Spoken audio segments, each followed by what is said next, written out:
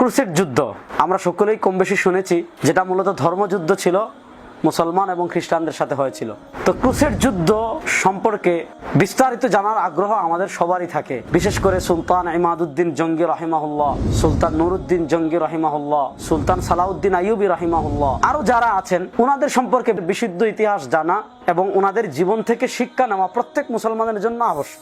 আরবিতে তো ব্যাপক বই আছে আলহামদুলিল্লাহ। সুখের কথা হলো আমাদের বাংলা ভাষায়ও এই ব্যাপারে বিস্তারিত বই আকারে চলে আসছে।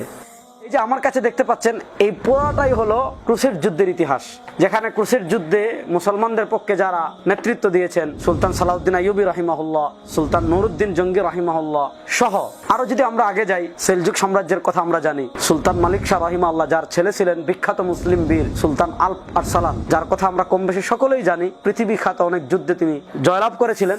আর উসমানী খিলাফতের কথা তো আমরা জানি, আর্তুগরুল গাজী রাহিমাহুল্লাহ, যার ছেলে ছিলেন উসমান, যিনি উসমানী সাম্রাজ্যের সূচনা করেছিলেন এবং যাদের মাধ্যমে রাসূলুল্লাহ ইসলামের ভবিষ্যৎবাণী কুস্তুনতুনিয়া মুসলমানদের অধীনে এসেছিল। সেই উসমানী খিলাফার ইতিহাস, সেলজুক সাম্রাজ্যের ইতিহাস, আর বিশেষ করে মুঙ্গল এবং তাতার যারা আছে তাদের সবকিছু বিস্তারিত এই ক্রুসেড বিশ্বকোষ, এই সব সম্পর্কে বিস্তারিত আলোচনা করা হয়েছে। এদের সম্পর্কে যারা আমরা জানতে চাই তারা আমরা এই ক্রুসেড বিশ্বকোষ সংগ্রহ করব, পড়বো, প্রিয়জনকে উপহার দিব, নিজের লাইব্রেরিতে রাখবো, পাঠাগারে রাখবো, মাকতাবায় রাখবো, যাতে যারা ইতিহাস পাঠক, ইতিহাস জানতে চায় তারা এই সকল কিতাব থেকে বিশুদ্ধ ইতিহাস পড়তে